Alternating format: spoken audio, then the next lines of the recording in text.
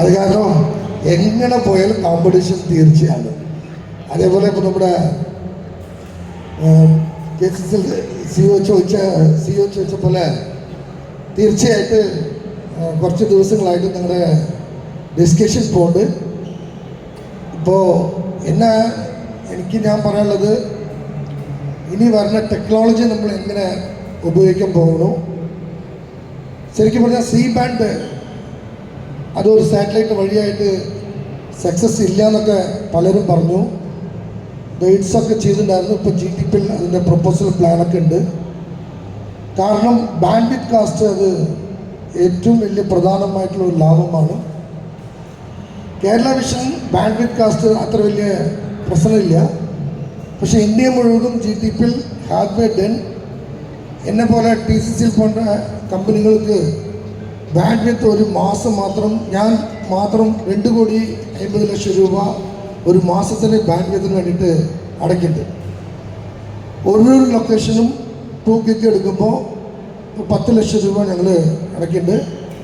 Bandwidth purchase ചെയ്തതിലും ഇന്ത്യയിലെ ഏറ്റവും 3ാമത്തെ സ്ഥാനമാണ് ഞാൻ, TCCL, ഹാത്വേ ആൻഡ് GTP. അപ്പോൾ ഇറ്റ് ഇസ് മോർ എക്സ്പെൻസീവ്. അപ്പോൾ ഒരു സാറ്റലൈറ്റ് വഴിയായിട്ടുള്ള ഒരു സെഗ്മെൻ്റ് ഉണ്ട്. അതിൻ്റെ കാസ്റ്റും കാര്യങ്ങളൊക്കെ നമ്മൾ ആലോചിച്ച് കഴിഞ്ഞാൽ സൗത്ത് ഇന്ത്യയല്ല, ഇന്ത്യ മുഴുവനുമുള്ള കേബിൾ TV ഓപ്പറേറ്ററും നമുക്ക് രക്ഷിക്കാൻ പറ്റും. നമ്മളും നമ്മുടെ കച്ചവടത്തിനെ അടുത്ത ലെവലിലേക്ക് കൊണ്ടുപോകാനുള്ള വഴിയുണ്ടാവും. ബ്രോഡ്കാസ്റ്റും കൺട്രോൾ ചെയ്യാൻ പറ്റും. എത്ര വലിയ കോർപ്പറേറ്റ് ആയാലും തീർച്ചയായിട്ടും ഈ നാട്ടിലുള്ള സാധാരണക്കാർ ഇതുപോലത്തെ സ്ഥാപനം ജയിക്കാൻ എന്തായാലും അതിനുള്ള സപ്പോർട്ട് ഇന്ത്യയിൽ ഉണ്ടാവും എന്നുള്ള ഉറപ്പെനിക്കുണ്ട്. അത് കാരണം ഏത് തുടക്കമായാലും ആ തുടക്കം തുടങ്ങി വെക്കാൻ പോകുന്നത് ഇന്ത്യയിൽ KCCയിലും TCCയിലാണ്. അത് തീർച്ചയായിട്ടും നടക്കും. അത് അടുത്ത ചില ദിവസങ്ങളിൽ അതിൻ്റെ ചർച്ചയും കാര്യങ്ങളൊക്കെ നമ്മൾ തുടങ്ങിയിട്ടുണ്ട്. അത് മൊത്തം ഇന്ത്യയിലേക്ക് ഒരു വലിയൊരു മാറ്റം ഏർപ്പെടുന്നുള്ളതാണ് ഈ സെമിനാറിൽ ഞാൻ പറയാനുള്ളത്. നന്ദി. KCCL മെർജിങ് നമ്മളിവിടെ പല വേദികളിലും സൂചിപ്പിച്ചു പോയിട്ട് പല തരത്തിൽ ചാനലിൻ്റെ കാര്യം ഇവിടെ സൂചിപ്പിച്ചു. തീർച്ചയായിട്ടും അതിൽ ഒരു പോസിറ്റീവ് ഡിസ്കഷൻ തന്നെയാണ് പോയിക്കൊണ്ടിരിക്കുന്നത്. നമ്മളിപ്പോൾ ഒരു 7 മില്യണിലുണ്ടെന്ന് പറയുന്ന പോലെ അത് മാത്രമല്ല നമ്മുടെ ലക്ഷ്യം. പലപ്പോഴും നമ്മൾ ഇന്റേണലി ഡിസ്കസ് ചെയ്യാറുണ്ട്. നമുക്ക് മറ്റുള്ള സ്റ്റേറ്റുകളും പ്രൊഫസോട് ഇരിക്കുന്നുണ്ട്, അവരുടെ ഒരു സ്ട്രാറ്റജി ഉണ്ടാവും. അതുപോലെ ആരൊക്കെയായിട്ട് സഹകരിച്ച് നമുക്കൊരു പ്ലാറ്റ്ഫോം നല്ല രീതിയിൽ ഈ കേബിൾ TV ഓപ്പറേറ്റർമാരുടെ ഒരു വെൽഫെയർ എന്നുള്ള രീതിയിലാണ് TCCL ആയാലും KCCL ആയാലും ഉള്ളത്. അതുപോലെ തന്നെയാണ് ഏകദേശം NXT രീതിയിലൊക്കെ ആയാലും. അപ്പോൾ ആ ഒരു ചിന്തകളുള്ള ആളുകളൊക്കെ ചേർന്ന് എത്രത്തോളം നമുക്ക് ഇന്ത്യക്കകത്ത് ചെയ്യാൻ പറ്റുമോ അത് ചെയ്യണം എന്നുള്ളത് തന്നെയാണ് നമ്മളൊക്കെ ആഗ്രഹിക്കുന്നത്. തുടക്കം എന്നുള്ള നിലയിൽ നമ്മുടെ തൊട്ടടുത്ത് നമ്മുടെ സഹോദര സ്ഥാപനമായിട്ടുള്ള TCCL ആയി ചേർന്നുകൊണ്ട് വലിയ രീതിയിലുള്ളൊരു മുന്നേറ്റം തന്നെയാണ് നമ്മൾ പ്ലാൻ ചെയ്യുന്നത്. തീർച്ചയായിട്ടും അതിൽ ബ്രോഡ്ബാൻഡ് സെഗ്മെൻറ്റിൽ ഇവിടെ സകലംഭായി സൂചിപ്പിച്ച പോലെ നമ്മൾ KCCL തുടങ്ങി റെയിൽടെലിൻ്റെ ബാൻഡ്വിഡ്ത്ത് എടുത്തിട്ടാണ് നമ്മൾ ഇൻ്റർനെറ്റിലേക്ക് വന്നു കഴിഞ്ഞപ്പോൾ നമ്മൾ വർഷങ്ങളായിട്ടിപ്പോൾ റെയിൽവേറിൻ്റെ ബാൻഡ്വിഡ്ത്ത് അല്ല നമ്മുടെ ഡിജിറ്റൽ ട്രാൻസ്പോർട്ടേഷൻ ഉള്ളത്. അപ്പോൾ തീർച്ചയായിട്ടും ആ നെറ്റ്വർക്ക് ബ്രോഡ്ബാൻഡ് അധിഷ്ഠിത നെറ്റ്വർക്കാക്കി മാറ്റിയതിന് ശേഷം നമ്മുടെ ഡിജിറ്റൽ ട്രാൻസ്പോർട്ടേഷൻ നമ്മുടെ ബാക്ക് ബോൺ ഉൾപ്പെടെ നമ്മളൊരു 800 അല്ലെങ്കിൽ ഒരു 3.2 TBയിലേക്കോ വളർത്താവുന്ന ഒരു നെറ്റ്വർക്കായിട്ട് നമ്മൾ മാറ്റിയിട്ടുള്ള കാര്യമാണ്. അപ്പോൾ ബാൻഡ്വിഡ്ത്ത് കോസ്റ്റ് ഒരു വലിയ ഘടകമാണ്. അത് തീർച്ചയായിട്ടും KCCLനെ സംബന്ധിച്ച് കുറയ്ക്കാൻ കഴിഞ്ഞിട്ടുണ്ട്. തീർച്ചയായിട്ടും അതുപോലെ തന്നെ TCCLനും ബ്രോഡ്ബാൻഡ് പെനിട്രേഷൻ കൂട്ടി നമ്മുടെ നെറ്റ്വർക്ക് ഓൺ ഫൈബർ ഇല്ലെങ്കിലും നമ്മുടെ ലീസ് ഫൈബർ ഉപയോഗിച്ച് നമ്മുടെ തന്നെ സിസ്റ്റം ഡെവലപ്പ് ചെയ്ത് നമുക്ക് ട്രാൻസ്പോർട്ടേഷൻ ചെയ്യാൻ കഴിയും. ഇപ്പോൾ GTPLൊക്കെ ഹിറ്റ്സ് പ്ലാറ്റ്ഫോമൊക്കെ ചിന്തിക്കുന്നത് അവരുടെ ബാൻഡ്വിഡ്ത്ത് കോസ്റ്റിന് വേണ്ടിയിട്ടാണ് അവർ ചിന്തിക്കുന്നത്. തീർച്ചയായിട്ടും ആ നെറ്റ്വർക്ക് ഉണ്ടാക്കാൻ കഴിഞ്ഞാൽ അത് വലിയൊരു കോസ്റ്റ് റിഡക്ഷനായിട്ട് മാറും. അത് നമ്മുടെ ഫ്രട്ടേണിറ്റിക്ക് തന്നെയാണ് അതിൻ്റെ ഗുണം.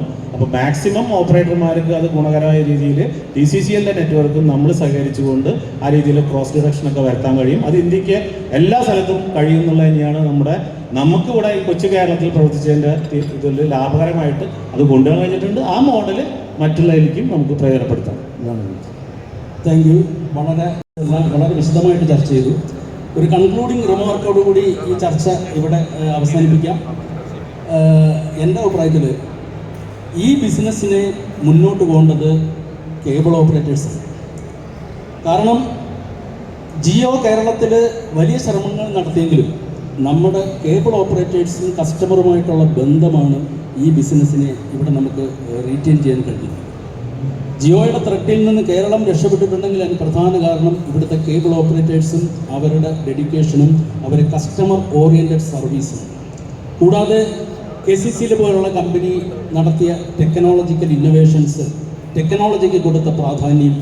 ഇന്നും നമ്മൾ ഓരോ ദിവസവും പുതിയ പുതിയ ടെക്നോളജികൾ എക്സ്പ്ലോർ ചെയ്യുകയാണ് ഈ ബിസിനസ് നിലനിർത്താൻ വേണ്ടി.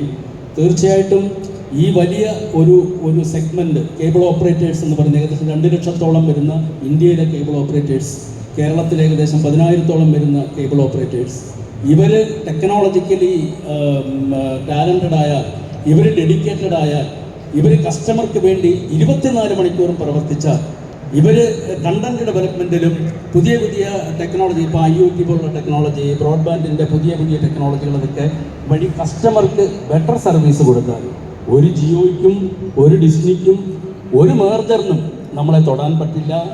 തീർച്ചയായിട്ടും നമുക്ക് വളരെ പോസിറ്റീവായിട്ട് ഈ ഒരു അറ്റ്മോസ്ഫിയർ, ഈ ഒരു ക്രൈസിസിനെ തരണം ചെയ്യാം എന്ന് പറഞ്ഞുകൊണ്ട് ഈ ചർച്ച ഇവിടെ നിർത്തുകയാണ്. അതിൻ്റെ ഫർദർ കാര്യങ്ങളായിട്ട് ഗോവിന്ദേട്ടൻ. Thank you very much. ആ സമയത്ത് നമ്മുടെ ലൈവ് പോയി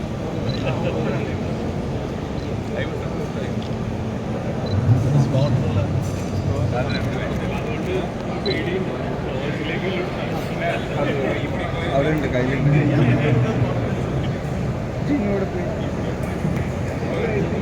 ജിനു